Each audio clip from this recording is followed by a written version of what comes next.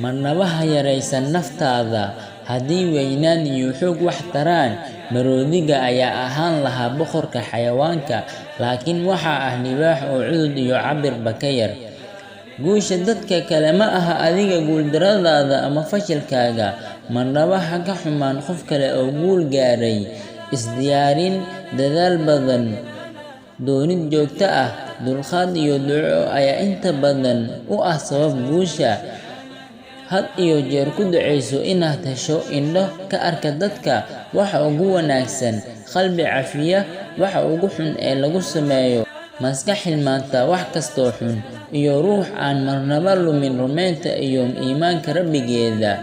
Noloshu waa sida Facebook oo kale, dadku waxay siinayaan dhibaatada like iyo comment, laakiin qofna ma ku xalinayo, sababtoo ah qof kasta wuxuu ku mashquulsan yahay inay update gareeyaan tooda. Marnaba ha u ogolaan in qof ku liido ama ku dareensiiyo in aadan qiimo lahayn. Allah subxaanahu wa tacaala wuxuu kuu abuuray ujeedo cad, Alle ayaana ku karaameeyey. Ha ka cabsan cadowga ku soo bareera oo ku soo weeraray, laakiin iska ilaali saaxiibka beenta ah ee hab ku siiya.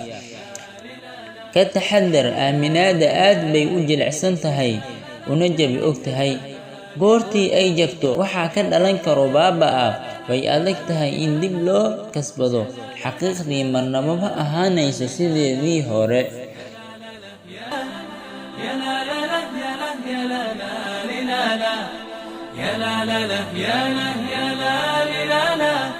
يا لا